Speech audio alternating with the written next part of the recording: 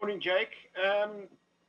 Obviously, if you were playing in a Curry Cup final tomorrow, this might not be the team you would choose. But could you just tell us what was the sort of overriding um, aim behind the selection for this weekend? Yeah, Ken, I mean, obviously the couple of guys not available. So Dwayne and Trevor, you have to, I'm sure you're all aware, you have to give them 1 week off. All the players that were in the alignment camps need 1 week of the six where they're not available. So this is their week that they won't play. So that's obviously those two players. But my thinking with this team, Ken, is quite an athletic team. You know, I think it's a team that, as I said, got a lot of good athletes, a lot of good ball players in it. I'm hoping that the weather's going to be quite nice and dry. I know it's a bit rainy today in Pretoria, but I'm hoping that the sun comes out tomorrow because, as I said, I think it's a team that if we play the way we can actually keep the ball alive and we can actually attack quite nicely with this group because guy like Gerrit Steenkamp played number 8 at school, who's a prop now. Grobler's Johan Grobler's a good athlete. You got Mornay Smith, good athlete. Two locks that are really good athletes, and then the loose forwards like Nazam Kar at number 8. So yeah, I mean I think it's a nice team for us to actually keep the ball alive and play that style of rugby. Jake, can you hear me? Yep. I just want to find out. Obviously, you mentioned Trevor Nyakane and Dwayne Vermeulen. Now, I just want to find out what's Dr. Herman's latest update on the following players: Geo Aplon and Travis Ishmael. Yeah, they should be available. I would think, obviously they. So I'll give you a little bit of background. They both got to go and see the specialists. I mean, they're ahead of what was initially felt was their time to return to play. But I think that what we feel is we'd like them to go and see the specialists and just make sure. So basically, how it works is some of those injuries can go. Dwayne, I mean, Geo's for argument's sake could be a 6-7 month injury. He's now on 5 months and he's actually looking really good. So rather than risk it, we want to go and see the specialist. So, to answer your question, hopefully the specialist will give the go ahead, and then within the next 2 to 3 weeks, both those players should be on the field.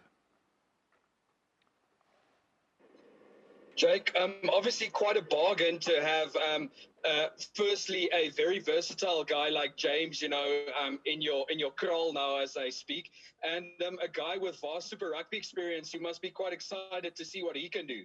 Yeah, I'd like to see him play with the backline we have as well. Chris Smith's a good attacking fly half. Cornell's obviously played really well for us this year. And you're right. I mean, it's not just. I think his age as well. He's 26. He's played around the world. He adds a little bit something different to our backline. Not taking away from what David Creel did for us last year. But I mean, again, we can't play every single week with David at fullback. I think we're quite excited to see what it's like to have James Verity and play at the back there. I mean, he's very dangerous, as I said earlier. We're like a lot of the athletes we've picked this week, and if he combines well with the athletes we play, like Cornell and Stravino and obviously Nazam Khan, those forwards that can run as well, then hopefully we'll get some exciting rugby. Jake, talking about exciting rugby, what is sort of your goal for this tournament? Obviously, the Pro 16 is still a while away, and we have the Irish Lions series coming up for the Springboks. So is it a case of you're just playing a specific way for this tournament, or are you still using this as preparation for Pro 16? Yeah, Ashfaq, I mean, I think anyone wants to keep winning. I mean, we've done really well. I think we've got to keep that momentum going. For us, it's about growing and becoming better as a group. And like trying things like James Verity at fullback, trying things like, the two lighter locks together that are good athletes. Those are sort of combinations we want to try and have a look at so that, one thing I've sort of stressed to the players, we've got Lizo, we've got Mornay Steyn, we've got Arno Botha, 3 Springboks on the bench. It's a great asset to have, but it's also nice for me to see what other combinations look like. If I'd gone Lizo and Trevor at prop, and I'd gone, Sintu Manjesi, I know he's injured, but Sintu Manjesi with Ruan at lock, then you basically learn nothing from one campaign to another. So, Ashfaq, I think what I'd like to get out of it this tournament is that we can build on where we are, still get some success, but also try different combinations for when we lose Springboks to the national team, and when we obviously get into a different competition, play in the rain or whatever the story is, get us a chance to see which combinations are actually, the suitable ones for those games. Jake, I just want to find out, what are your thoughts on not playing against the Northern Hemisphere sides in the Rainbow Cup? Yeah, look, I'm disappointed because I think I would like to. I mean, I think everyone, even supporters, would like to see another, I suppose, another competition or some different opposition. But I mean, it is what it is, and I think again, there's another opportunity for us to play. I think, as I said earlier to the media, a year ago we weren't playing rugby. And I think if you had said to the players, listen, we're going to have to play each other more times than not, or otherwise not play rugby, I think everyone would have said, let's rather play each other more times than not. So it isn't, as I said, it's not, I mean, it's not the first prize, but at least we're getting to play rugby, and at least we can still develop our team. So hopefully when we do get into the real competitions, we would have had enough game time and tried different combinations for us to get confidence out of where we are as a group. I remember I've only been with them for a year. A lot of these players haven't played much rugby for 2 years. Some of these juniors haven't played for even longer than 2 years. So, the fact that we can play is obviously very exciting for us.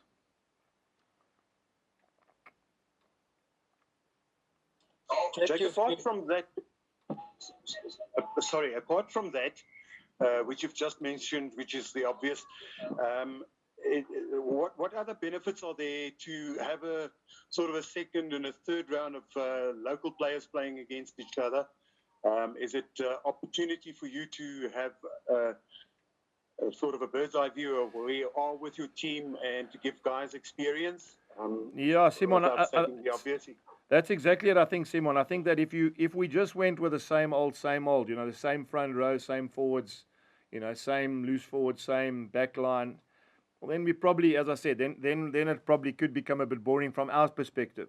So I've stressed to the players. I've changed them often at training. Every week we have different front rows starting. Every week we have different lock combinations starting, and I'm challenging the players on the basis that, if we get into a competition and we lose 2 guys to the national team, or we lose 4 guys in the pack to the national team, then we've still got to be confident that those combinations, and that's the one area we probably through COVID haven't been lucky enough to do, is because of the smaller groups in the beginning, because of the fact that some guys got COVID and were out for a while, we haven't really had time to try different combinations. I'd love to see what happens if, and we have to do it, is what happens if Cornwall goes away, with a box, or what happens, what am I going to do at 12, and who's going to play, and if that guy plays at 12, who's he going to play at 13 with?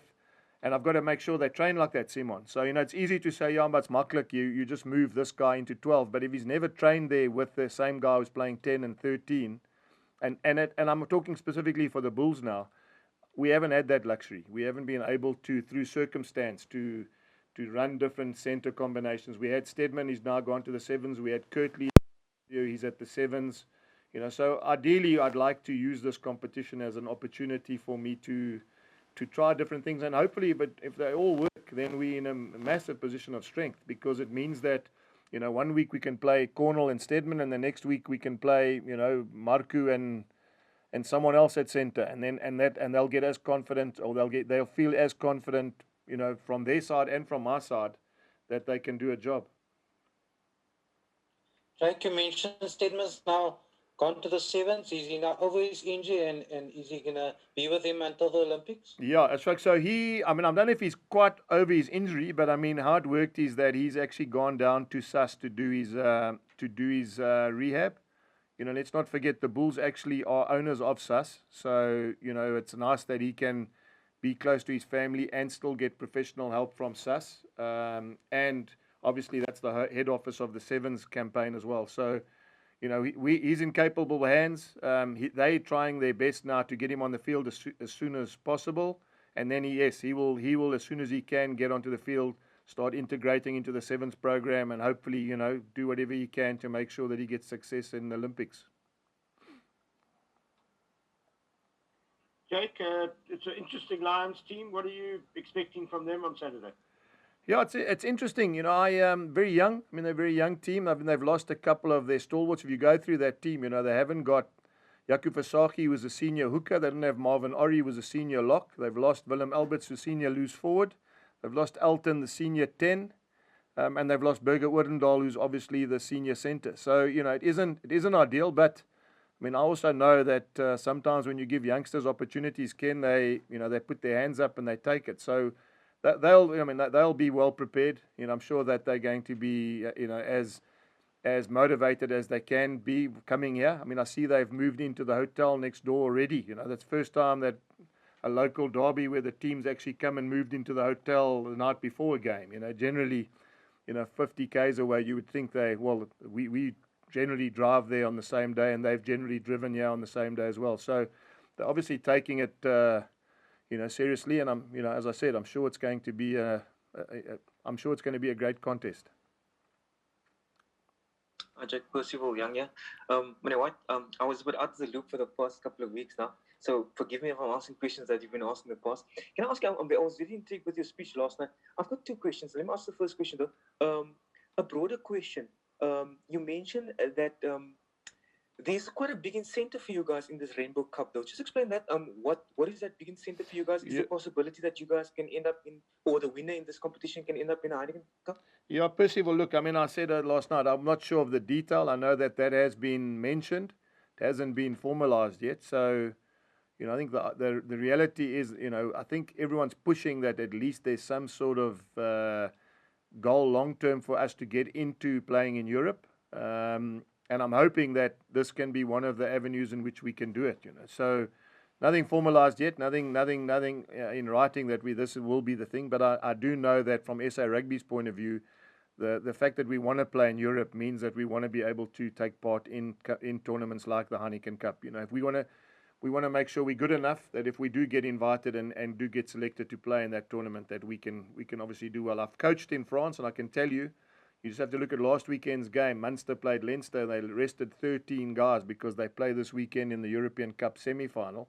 And then they lose to Munster for the first time in a long time. So what I'm trying to say to you is that there's obviously a lot of things that have to happen, but it's definitely something that all the South African teams would want, is that if we can get a chance to play in that Heineken Cup, it would be fantastic for us as a group. And you obviously also mentioned there's a huge monetary value if that eventually becomes the case, though. Yeah, well, I mean, what I did say to you last night, Percival, is that having coached in France, that's why owners push so hard for you to get into the top 8. Bottom line is if you make the top 8 and you qualify for Heineken Cup, you get a massive monetary incentive to play in that competition. If you don't make it and you play Challenge Cup, you get a much less amount. So, you would understand that all the coaches and owners that are competing in Europe are working really hard. It's a bit like football. You want to make sure you make the Champions League. You don't want to play in Europa Cup. That's why there's a lot of talk in the Premiership about finishing in the top 4 because you get automatic qualification into the Championship. And it's not the case of just playing at that level. It's the monetary value and also the chance for you to measure yourself against the best teams in the world. And this is my last question, Coach Jack. Obviously, a long way still down the road, Pro 16. But one thing that you also mentioned that at Pro 16, you've got these owners of clubs who obviously attend these matches. Yes. Is that something that you embrace, or is that a concern for you that these wealthy owners could possibly rope in some of your best players in our country? Then? Well, I mean, Percival answered for you with that. Let me put it this way: all of them are playing. It's 350 South Africans playing overseas. So, I mean, that is the risk you have when you take your good players overseas, without even taking them. With technology now and analysis like it is now, they know exactly who they're looking for. And it's always going to be an opportunity for when you take your good players overseas for those owners to firsthand see them in action against their club side. So we've just got to make sure, as I said, that's why this competition, and I said it earlier to Ken Borland, is that's why this competition is important to us. It's important for me to see what different combinations we have. If we lose 1 or 2 players, if some guys out of contract move on, which is happening and it happens all the time, are we going to be strong enough to actually be able to compete on all those levels? We from Pro 14 or Pro 16 as it will be, to Heineken Cup if we get into there, to Currie Cup. There's going to be a lot of rugby for a group of players to play. So we've got to make sure as a union, and again I speak on behalf of Edgar, the CEO, the president, and the board, is that we are prepared enough and we are good enough that if we do get into all those competitions, we can be competitive. Is jou groep groot genoeg vir tot in volgende jaar Maart te speel, coach? Is my groep wat? Jammer, Percival? groot genoeg en is die diepte genoeg Nee, tot volgende maand? nee, maar kom ek dink nie so nie. Ek dink wat belangrik is, ons het meer spelers nodig. Ek dink as jy in al die toernooie gaan speel, is dit maar moeilik dat jy weet dieselfde klein groepie kan gebruik elke Saterdag om te speel. Veral as jy bokke verloor vir die bokke en jy kry 'n paar beserings. Ek het nou toevallig gekyk verlede week toe Munster Leinster gespeel. Ek dink hulle het gesê op die televisie Leinster het hierdie jaar 57 spelers gebruik. Jy weet, dit wys jou net, jy weet, 'n span soos Leinster wat internasionale spelers het nog steeds 57 spelers gebruik. So ek dink die werk is agter die gang aan die gang met die SA Rugby en met ons bestuur om uit te vind, kan ons die squads groter maak, kan ons miskien meer geld betaal, kan die begroting bietjie groter word. Jy weet, ek dink dit is belangrik as ons gaan kompeteer teen die beste spanne, klubspanne in die wêreld, is dit maar noodsaaklik dat ons ten minste die resources het wat dieselfde of naby hulle kan wees. Thank you, coach. Okay, thank you. Any more questions, gentlemen? Anything else, guys? Okay. Yeah, just on a bit of a side point, I guess, Jake. I see in the team announcement the clubs of the players have now been put Yes. besides their names. Can you just talk to us a bit about that? Yes, Ken. So obviously being an old school guy, you know the values that I have. So we've allocated all our professional players to the clubs. Obviously, if they're not going to play for the clubs, and I use an example like Dwayne Vermeulen, who's probably highly unlikely to ever play a club game, he then gets used by his club as a promotion, you know, in terms of maybe raising funds in a mana aunt, or maybe he can play in a golf day or something. So he's linked to that club. But generally how it works, Ken, it's something that I did at the Brumbies when I was there. I think it's important for these young guys to be associated to a club. I think it's important for them to understand what it's like to be a member of a rugby club. Let's not forget that I think it is actually part of SARU's, I suppose, constitution that you have to be affiliated to a club to play provincial rugby. So what I've done is that if they don't get picked to play next weekend, because club rugby starts next weekend, then the players who are not picked will be playing club rugby on the Saturday against each other. So, as I said, not every Springbok. I'm not going to be sending Trevor Nyankani to a club game, or I'm not going to be sending Dwayne to a club game, or Mornay to a club game. But generally, out of our 50 contracted players, and I include some juniors in that. So before people said, how come you've got 50 and everyone else has got 45? Out of our 50 guys that I feel that we use a lot and we train a lot with, they will all be affiliated to a club. They're going to wear their club socks once a week at training. They're going to wear their club kit maybe once a month at training as well. They're going to be expected to get to their clubs at least once or twice a week. So Tuesday nights to watch training, maybe Thursday nights to go and help out a bit if you can help with the lineouts, etc. And then, as I said, they'll play on a Saturday, and after their club game, they'll report back to Loftus. And then, as I said, what will happen is on a Sunday morning, if there's a recovery session, Ken, all the guys who've played club rugby and the provincial side who played in the provincial game will all do their recovery together and their medicals together, which gives me a chance then to pick the team ready for Monday. I think we're going to develop our players better if they're part of the club system as opposed to just holding contact shields every week and just going through the motions of training. Just a question away from, maybe not an unfair question to you, something that I should ask SA Rugby. Do you perhaps know when the media will be allowed to film your training sessions against them? Yeah, I think you'll have to ask SA Rugby, Percival. Okay, sir. Okay. Thank you, sir. All right. Thank you, guys. Thank you.